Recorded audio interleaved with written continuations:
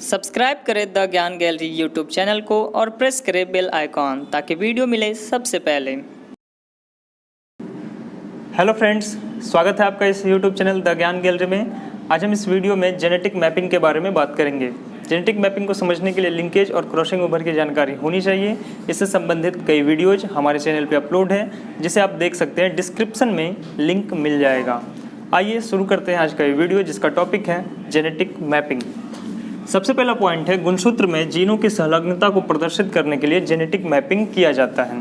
मतलब कि किसी क्रोमोसोम पे एक साथ कई जीन प्रेजेंट होते हैं, तब इसके बीच जो संलग्नता है उसको प्रदर्शित करने हम जेनेटिक मैपिंग करते हैं। जेनेटिक मैपिंग से हमें यह पता चलता है कि किसी एक जीन के सापेक्ष कोई दूसरा जीन कितना संलग्न है, या फिर यह कहें कि कोई एक जीन से दूसरे जीन के बीच की दूरी कितनी है और उसका क्रम कैसे है, मतलब कौन सा जीन के बाद कौन सा जीन प्रेजेंट है। तो यह पता करने के लिए हम जेनेटिक मैपिंग करते हैं। जेनेटिक मैपिंग को सबसे पहले अल्फ्रेड स्टुटवेंट ने प्रस्तुत किया था। यह साइंटिस्ट अल्फ्रेड स्टुटवेंट टीएच मॉर्गन का एक स्टूडेंट था। इसने जेनेटिक मैपिंग के लिए रिकॉम्बिनेशन फ्रीक्वेंसी का यूज किया था। रिकॉम्बिनेशन फ्रीक्वेंसी का मतलब होता है कि जो ऑफ स्प्रिंग प्राप्त होता है, यदि हम डाई हाइब्रिड क्रॉस करते हैं और उसका फिर टेस्ट क्रॉस करते हैं, तब टेस्ट क्रॉस में जो भी ऑफ स्प्रिंग हमें प्राप्त होते हैं, उन सब में जितने % रिकॉम्बिनेंट ऑफ स्प्रिंग होते हैं उसे रिकॉम्बिनेशन फ्रीक्वेंसी कहते हैं। रिकॉम्बिनेशन फ्रीक्वेंसी के बारे में एक अलग से वीडियो बना हुआ है, हमारे चैनल पर अपलोड है, जिसे भी आप देख सकते हैं। इसके बाद जेनेटिक मैपिंग में दो बातों का ख्याल रखा जाता है। यदि हम किसी 2 या 3 जीन का जेनेटिक मैपिंग देखना चाहेंगे तो उससे दो बातों को ध्यान में रखेंगे। पहला है जीन डिस्टेंस। जीन डिस्टेंस का मतलब होता है कि कोई एक जीन से दूसरे जीन के बीच की दूरी कितनी है। और दूसरा जीन ऑर्डर, यदि कई सारे जीन एक साथ प्रेजेंट है तो कौन सा जीन किसके बाद प्रेजेंट है। जैसे यहाँ A, B, C, D एक क्रम में है, ऐसा भी हो सकता है कि A के बाद D हो, D के बाद C हो, C के बाद B हो, तो यह एक क्रम हो गया। तो हम जीन मैपिंग में यह भी पता करते हैं कि जीन ऑर्डर क्या है, जीनों का क्रम क्या है। इसके बाद आपको हम जीन डिस्टेंस भी समझाएंगे एक एग्जाम्पल के द्वारा, और एग्जाम्पल से फिर जीन ऑर्डर भी समझाएंगे। लेकिन इन दोनों बातों को समझने के लिए हमें 2 पॉइंट क्रॉस और 3 पॉइंट क्रॉस की जानकारी होनी चाहिए।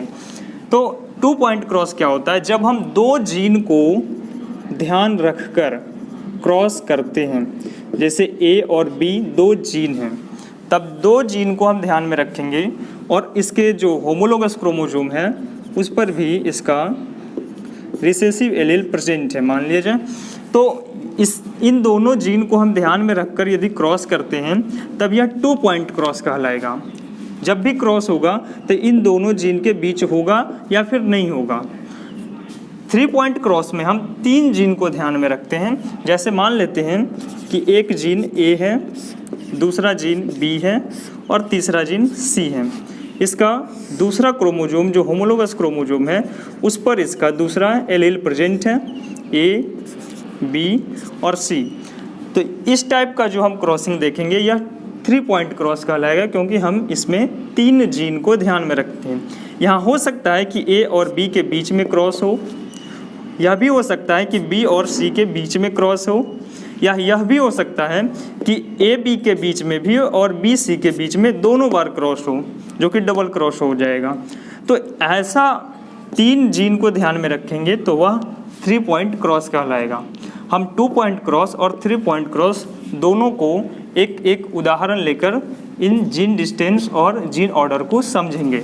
तो आइए समझते हैं सबसे पहले जीन डिस्टेंस। अब हम जीन डिस्टेंस समझते हैं। जीन डिस्टेंस का जो वैल्यू है वह रिकॉम्बिनेशन फ्रीक्वेंसी के वैल्यू के बराबर होता है। मतलब हम रिकॉम्बिनेशन फ्रीक्वेंसी का फॉर्मूला से ही जीन डिस्टेंस ज्ञात करते हैं। दोनों का फॉर्मूला सेम होता है। अंतर सिर्फ है कि जीन डिस्टेंस को सेंटीमॉर्गन, जिसे हम CM से सूचित करते हैं, मतलब सेंटीमॉर्गन में लिखा जाता है, और रिकॉम्बिनेशन फ्रीक्वेंसी को परसेंटेज में लिखा जाता है। फॉर्मूला दोनों का सेम होता है। 1% रिकॉम्बिनेशन, मतलब यदि हम रिकॉम्बिनेशन फ्रीक्वेंसी 1% निकालते हैं तब वह जो जीन डिस्टेंस होगा 1 सेंटीमॉर्गन के बराबर होगा।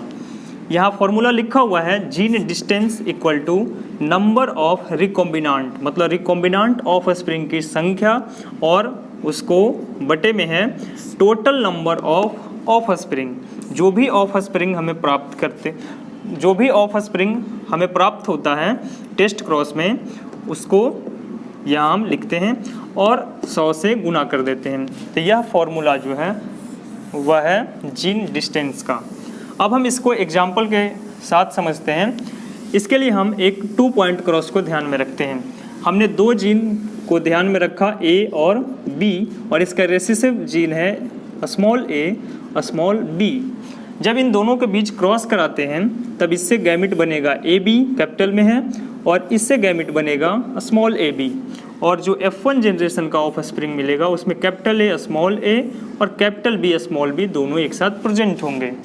अब हम इसका टेस्ट क्रॉस करते हैं। टेस्ट क्रॉस करने के लिए F1 जनरेशन का जो ऑफ स्प्रिंग है उसका क्रॉस बैक ये रिसेसिव पेरेंट से कराते हैं। तो रिसेसिव पेरेंट स्मॉल ए स्मॉल बी है। अब F1 जनरेशन का जो ऑफ स्प्रिंग है उससे 4 प्रकार के गैमेट का फॉर्मेशन होगा, लेकिन जो रिसेसिव है उससे सिर्फ एक गैमेट बनेगा, वह है ए बी। अब यह चारों गैमेट जब इससे फर्टिलाइज होगा तब उससे टोटल 4 फेनोटाइप में ऑफ स्प्रिंग मिलेंगे, जो कि जीनोटाइप यहाँ लिखा हुआ है। इसका अलग अलग फेनोटाइप होगा। अब हमने मान लिया कि इसकी संख्या पहले जो टाइप का है उसमें 450, दूसरा जो फेनोटाइप है उसका 450, तीसरा है उसका 50 और चौथा जो है उसका 50। यहाँ ध्यान देने वाली बात है कि ये 2 ऑफ स्प्रिंग जो है टेस्ट क्रॉस का वह पेरेंटल है, जबकि यह दोनों रिकॉम्बिनांट है, क्योंकि यह दोनों इस गैमिट से बना है और यह दोनों गैमिट रिकॉम्बिनांट है। कैपिटल ए के साथ स्मॉल बी है तो यह रिकॉम्बिनांट है, और स्मॉल ए के साथ कैपिटल बी है तो यह भी रिकॉम्बिनांट है, जबकि यह दोनों पेरेंटल हैं। अब हम इस फॉर्मूला पे उसका वैल्यू रखते हैं। जीन डिस्टेंस बराबर क्या होता है, नंबर ऑफ रिकॉम्बिनांट।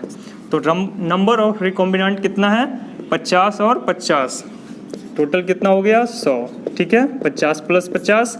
और total number of spring, total number जो ऑफ स्प्रिंग का वो हम यहाँ जोड़ देंगे 450, 450, 50 और 50, तो यह हो जाएगा 1000, और इसमें हम 100 से गुना कर देंगे तो यह हो जाएगा 100/1000 × 100। जब हम इसको कैलकुलेट करेंगे तो आएगा 10, और यह 10 जो है इसका यूनिट होगा सेंटीमॉर्गन। तो इस फॉर्मूला से हम बड़ी आसानी से जीन डिस्टेंस निकाल सकते हैं। अब हम समझते हैं जीन ऑर्डर।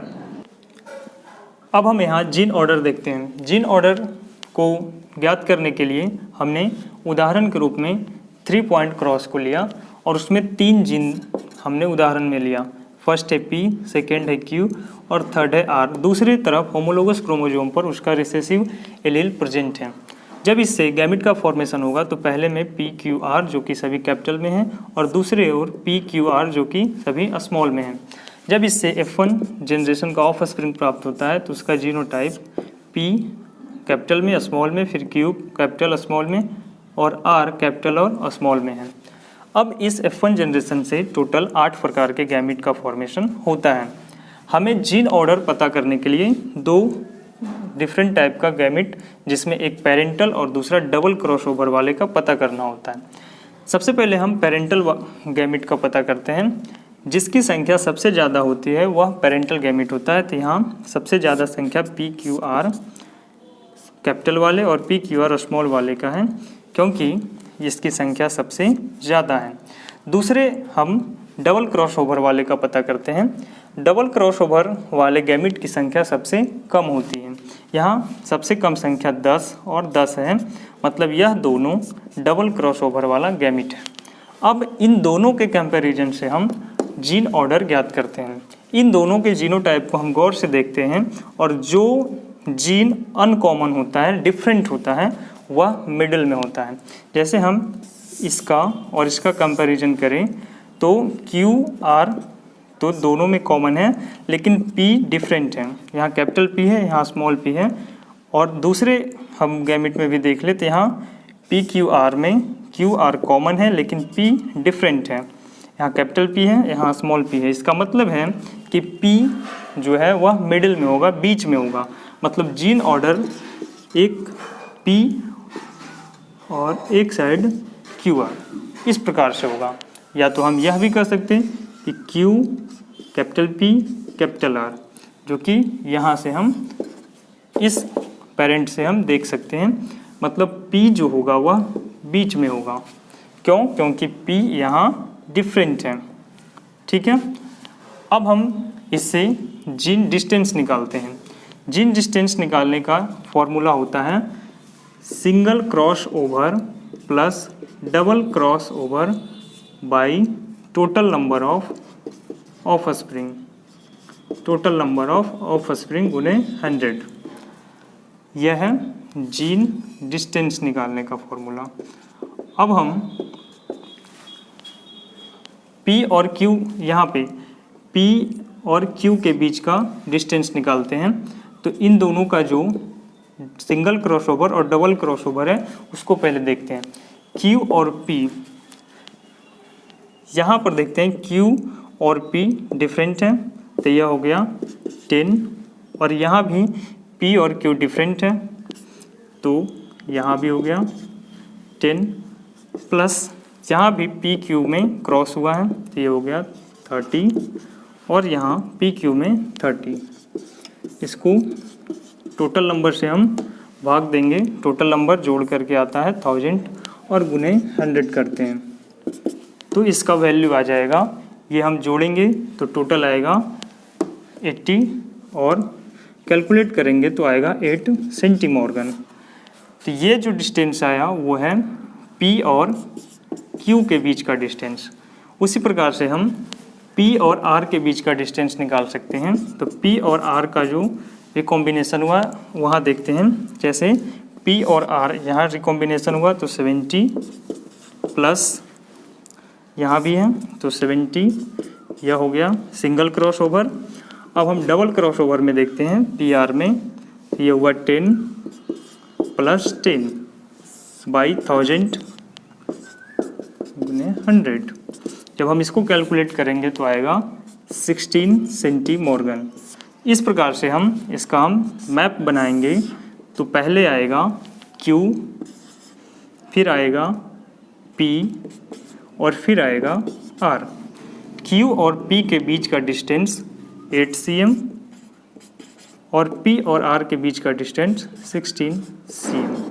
तो यहाँ जो हमने बनाया यह एक प्रकार का जीन मैप बन गया और यह टोटल प्रोसेस जीन मैपिंग कहलाता है। मुझे आशा है कि आपको यह जीन मैपिंग समझ में आया है। यदि वीडियो अच्छा लगा तो इसे लाइक करें और चैनल को सब्सक्राइब करें। धन्यवाद।